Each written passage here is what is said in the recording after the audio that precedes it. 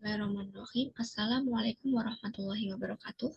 Di sini saya Iva Rukica MM 20 01020058 akan menjelaskan modul 2 praktik audit sebagai syarat akhir tugas mata kuliah praktik audit. Nah, untuk pengerjaannya yang pertama yaitu dimulai dari paling akhir yaitu TOC 1. TOC 1 ini ada di halaman 41 di buku 2 atau buku oren. Nah, informasi TOC 1 ini bisa kita peroleh dari buku 1 halaman 65. Nah, buku 1 pada halaman 57. Nah, informasinya bisa kita peroleh dari buku 1 halaman 57. Nah, di situ sudah sama ada surat jalan, ada nomor faktur, tanggal, faktur penjualan. Itu kita tinggal menyalinnya atau memindahkannya ke kertas kerja TOC 1 ini. Kemudian, untuk uji transaksinya, seperti kelengkapan bukti, otorisasi, footing, dan lain sebagainya itu kita bisa melihat dari buku 1 halaman 65. Di situ tertera ada faktur penjualan dan lain sebagainya. Kita ambil contoh yang PT Zebra, nomor transaksinya yaitu 229. Untuk kuantitasnya yaitu 8.600 kilo dan harga satuannya sebesar Rp16.765.000. Jika dikalikan itu jumlahnya ada 144.179.000 rupiah. Nah, kemudian untuk PPN-nya yaitu 10% sebesar 14.417.900. Nah, kemudian jika ditotal hasilnya yaitu 158.596.900 rupiah. Nah, karena ini tidak sesuai dengan yang ada di faktur penjualan, maka kita anggap transaksi atau footingnya itu tidak sesuai, maka footing kita kasih tanda X. Sedangkan untuk bukti pendukung dan otorisasi ini kita anggap ada karena sudah ada faktur penjualannya. Untuk otorisasi ini maksudnya yaitu tanda tangan atau disetujui oleh siapa begitu. Kemudian untuk buku penjualan, kartu piutang dan buku besar itu kita anggap lengkap saja. Nah, untuk yang selanjutnya itu kita lakukan pemeriksaan pada transaksinya. Itu bisa kita lihat di buku 1 halaman 65 sampai dengan 69. Di situ kita bisa lihat dari situ jika hasilnya sesuai maka kita kasih centang, tetapi kalau tidak sesuai maka kita kasih strip. Nah, kebetulan di sini hasilnya sudah sesuai semua, maka kita anggap semuanya atau kita kasih tanda centang semua. Gitu.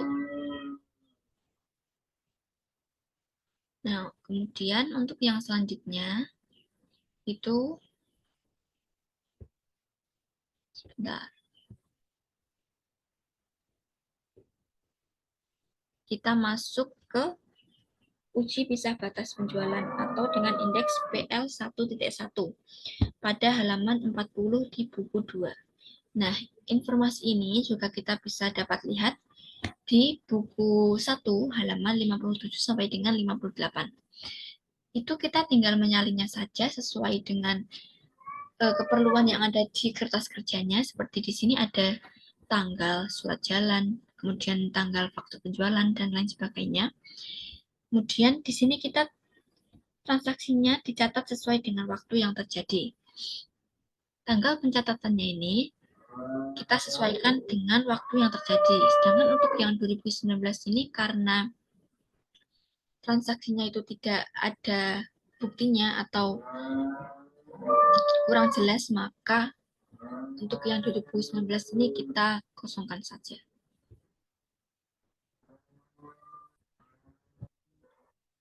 Nah, untuk yang selanjutnya, kita masuk pada catatan pemeriksaan PL1 pada halaman 39. Nah, di sini kita dapat lihat transaksinya pada halaman 56 di buku 1. Di situ tertera pesanan dari PT Krakatau atas penjualan pada tanggal 28 Desember 2018 sebesar 11 juta. Barang telah diserahkan ke pelanggan dengan surat jalan nomor 231 tercatat 2 kali. Nah, maka dari itu kita buat catatan pemeriksaannya karena tercatat double begitu ya. Nah, untuk yang pertama yaitu terjadi double catat atas penjualan kepada PT Krakatau dengan surat jalan nomor 231 tanggal 28 Desember sebesar 11 juta.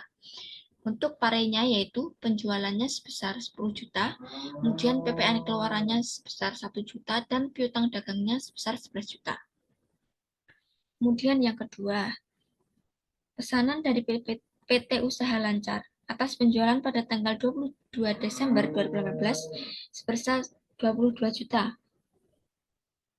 Barang telah diserahkan ke pelanggan dengan surat jalan nomor 126, terjadi salah catat seharusnya sebesar 220 juta. Jadi, di sini terjadi salah catat yang harusnya sebesar 220 juta, tetapi salah catat menjadi 22 juta. Maka dari itu, catatan pemeriksaannya atau parenya yaitu jurnalnya piutang dagang di debit sebesar 198 juta. 198 juta ini diperoleh dari 220 juta atau harga aslinya dikurangi dengan 22 juta itu harga yang salah catat. Kemudian penjualan di kredit sebesar 180 juta dan PPN keluaran di kredit sebesar 18 juta. Penjualan ini diperoleh dari 100 per 110 dikali dengan dikali dengan piutang dagangnya. Next. Masuk ke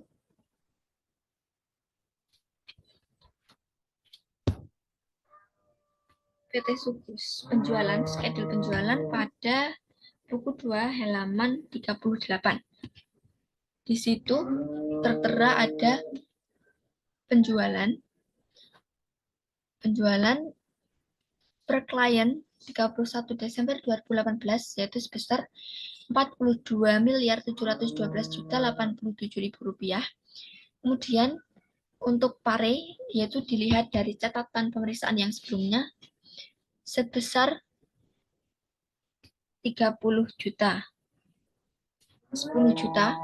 Kemudian untuk kreditnya sebesar 180 juta. Dan untuk per auditnya ini diperoleh dari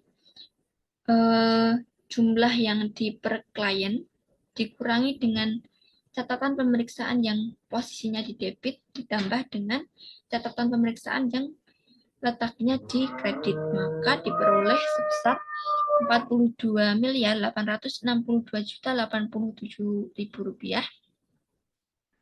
Kemudian untuk retur penjualannya per kliennya tercatat sebesar 125.253.000 rupiah dan per auditnya juga sama nilainya 125.253.000 rupiah.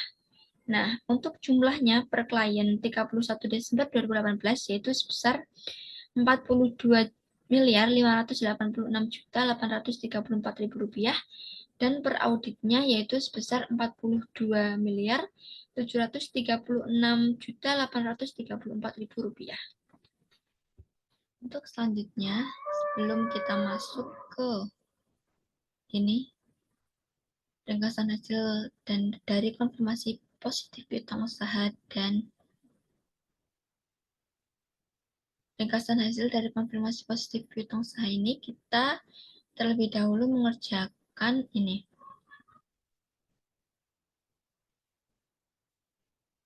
Daftar konfirmasi. Nah, ini kita bisa sambil melihat buku 1 pada halaman 56 di bagian bawah itu ada konfirmasi dikirim tanggal 14 Januari dan 1 Februari 2019 untuk saldo di atas 10 juta dengan hasil sebagai berikut.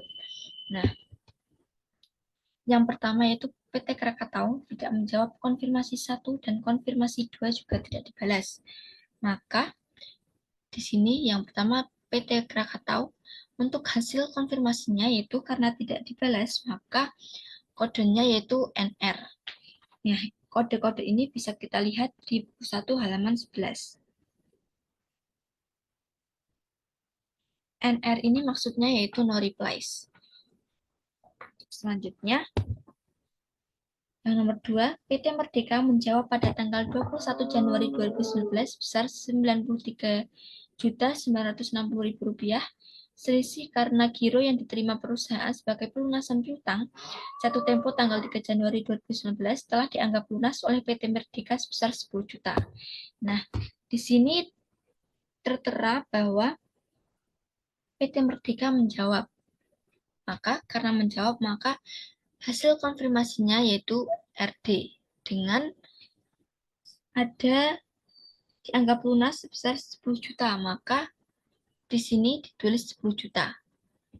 Transaksi yang selanjutnya yaitu PT Nuansa tidak menjawab konfirmasi 1 dan konfirmasi 2 juga tidak dibalas. PT Nuansa, maka hasil konfirmasinya yaitu NR atau no replies. Yang selanjutnya, PT Pelita tidak menjawab konfirmasi 1 dan menjawab setuju pada tanggal 15 Februari 2019. PT Pelita yang pertama tidak menjawab dan yang kedua yaitu menjawab setuju. Maka hasil konfirmasinya yaitu NR dan CB. Untuk yang selanjutnya PT Lestari tidak menjawab konfirmasi 1 dan konfirmasi 2 juga tidak dibalas. PT Lestari maka hasil konfirmasinya yaitu NR atau no replies. Untuk konfirmasi 1 dan keduanya no replies semua. Untuk yang selanjutnya yaitu PT Rimba menjawab tidak setuju pada tanggal 21 Januari sebesar Rp16.500.000 karena adanya penagihan faktur tanggal 1 Desember 2018 dengan sebesar 11 juta yang diterima bagian keuangan tanggal 28 Desember 2018 dengan giro Bank Mamun jatuh tempo 3 Januari 2019 telah dicatat sebagai pelunasan utangnya. Maka untuk PT Rimba di sini hasil konfirmasinya yaitu RD atau menjawab tidak setuju. Dan begitu untuk transaksi-transaksi selanjutnya. Nah, untuk yang penerimaan setelah tanggal laporan posisi keuangan ini, bisa informasinya bisa kita lihat di buku 1 pada halaman 57 pada tabel yang nama pelanggan dan jumlah pelunasan piutang tersebut. Nah, itu bisa dilihat di tabel tersebut pada halaman 57.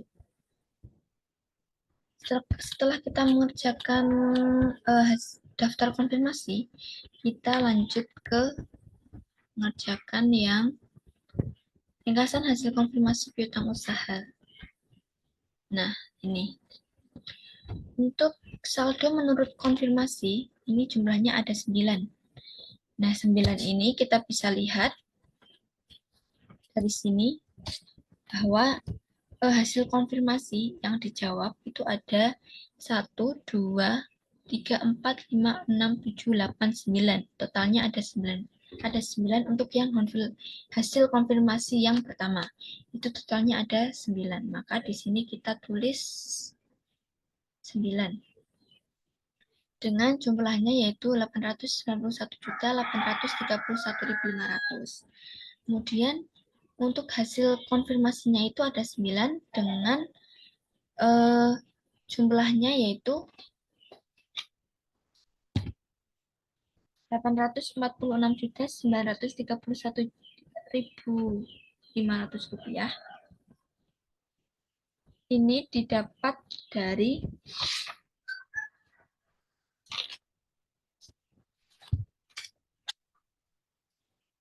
hasil penjumlahan untuk perbedaan hasil konfirmasi 1 itu diperoleh angka segitu, maka untuk selisih dengan pembukuan klien itu sebesar Rp44.900.000. Kemudian Karena tadi total daftar konfirmasinya itu ada 16, konfirmasi yang tidak kembali ada 7, total yang dikirim ada 16. Nah, untuk jumlah ini diperoleh dari hasil 7 ini, hasil harga 7 ini yang tidak kembali, maka hasilnya ada 11.149.141.740. Kemudian yang total yang dikirim, angka ini itu diperoleh dari total piutang usaha yang ada di neraca pada tahun 2018. Bisa kita lihat di buku 1 halaman 13 itu tertera bahwa piutang usaha tahun 2018 itu sebesar 11 miliar 990.973.240 rupiah. Sedangkan untuk total piutang usaha tahun 2017 ini juga sama, bisa kita lihat informasinya di buku 1 halaman 13 dengan jumlahnya yaitu 8.497.922.298 rupiah. Kemudian untuk presentasenya. Nah, untuk persentase tahun berjalan ini kita bagi jumlah harga ini dengan total piutang pada tahun berjalan, yaitu tahun 2018. Berarti untuk yang di sini itu diperoleh dari 891.831.500 dibagi dengan total piutang usaha tahun 2018 sebesar 11.990.973.240 rupiah, maka diperoleh sebesar 7%. Nah, sedangkan untuk persentase yang tahun lalu ini dibagi dengan total piutang usaha pada tahun sebelumnya atau tahun 2017, yaitu ini sebesar ini. Nah, 10% ini dari ini dibagi dengan total piutang tahun 2017, maka diperoleh hasil ini. Nah, dan begitupun untuk selanjutnya, sama langkah-langkahnya seperti itu. Lanjut. Ini untuk ringkasan hasil konfirmasi yang kedua. Nah, konfirmasi yang kedua ini untuk hasil konfirmasinya yang menjawab bahwa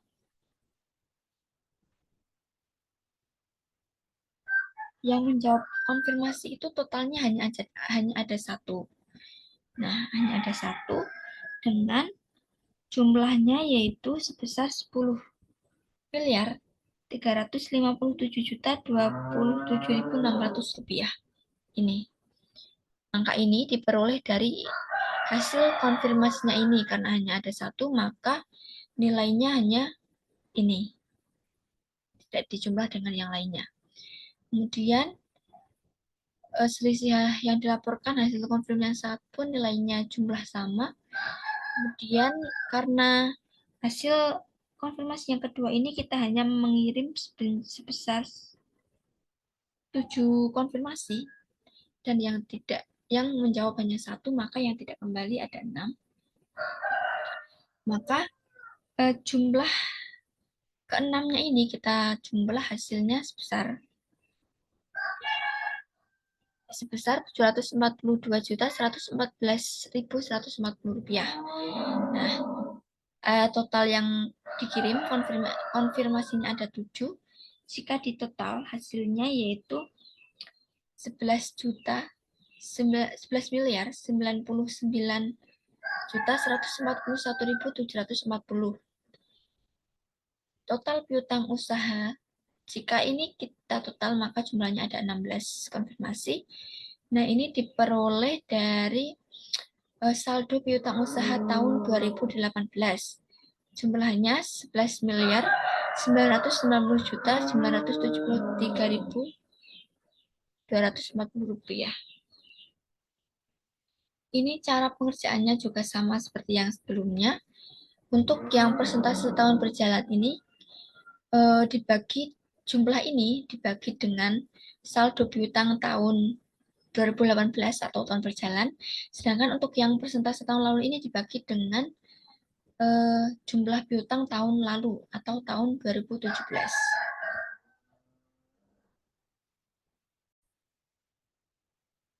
Nah, untuk yang selanjutnya kita membuat catatan pemeriksaan.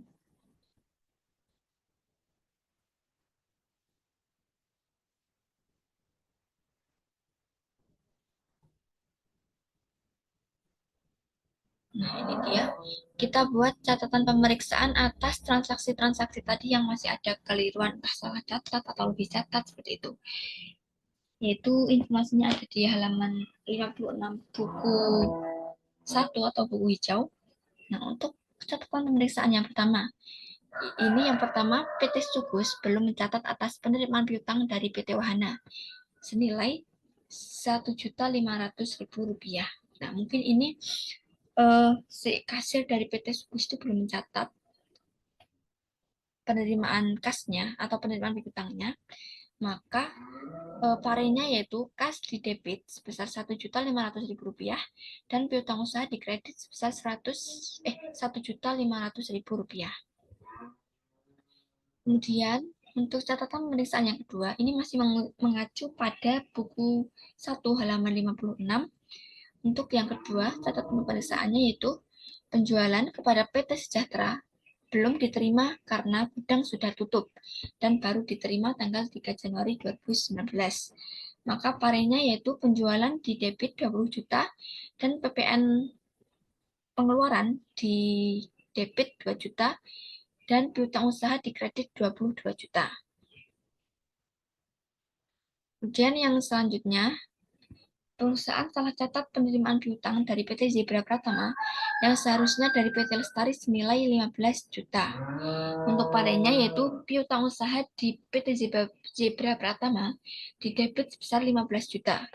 Kemudian piutang usaha yang di PT Lestari di kredit 15 juta. Nah, ini artinya kan piutang usaha yang di PT Zebra ini yang seharusnya bertambah dan piutang usaha yang di PT Lestari ini yang berkurang sebesar 15 juta. Untuk yang selanjutnya, PT Sugus belum mencatat atas penerimaan piutang dari PT Zebra senilai 400.000. Nah, maka parenya yaitu kas di debit 400.000 dan piutang usaha di kredit Rp400.000. Kemudian yang selanjutnya, PT Sugus belum mencatat piutang yang didapat atau ditagih dari PT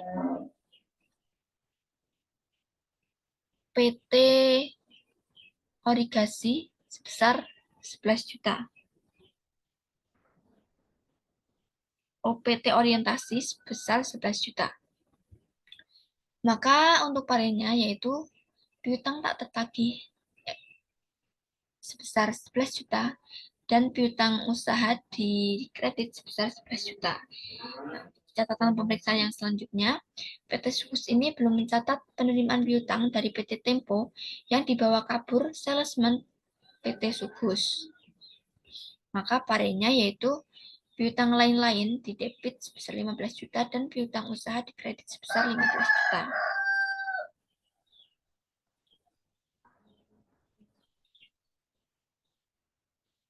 Kemudian yang selanjutnya kita mengisi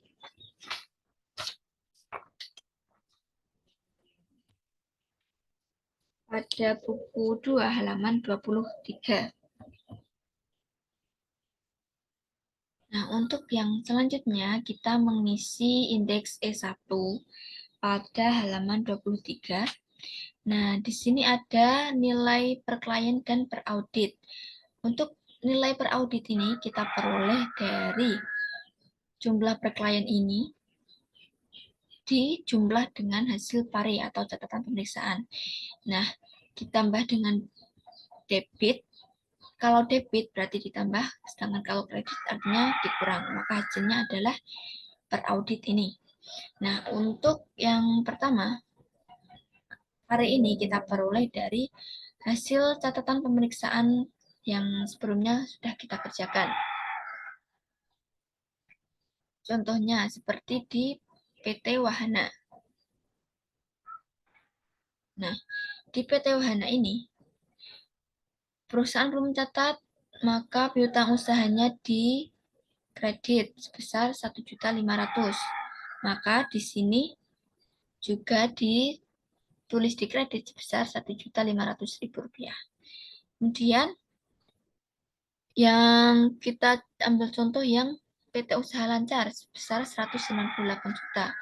Ini diperoleh dari catatan pemeriksaan yang sebelumnya juga. Nah, yang ini. Di sini piutang usahanya di debit sebesar 198 juta. Maka di sini kita juga mencatatnya di sebelah debit. Dan begitu pun selanjutnya. Catatan pemeriksaan ini kita peroleh dari catatan pemeriksaan yang sudah kita kerjakan di sebelumnya. Di piutang usahanya kita masukkan ke tabel yang pare ini. Maka hasilnya adalah per audit ini. Untuk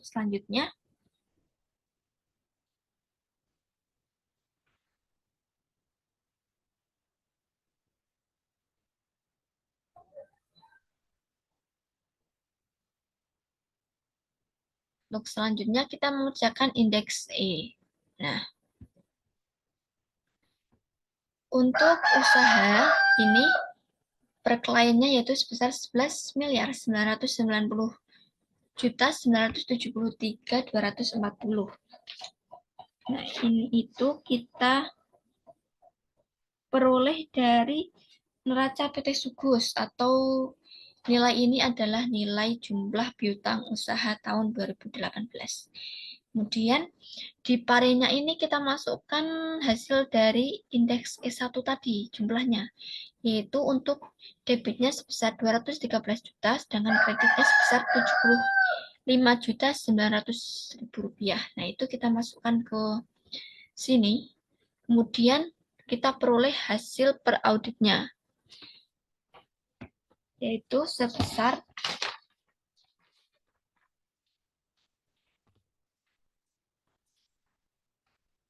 12.128.073.240 rupiah.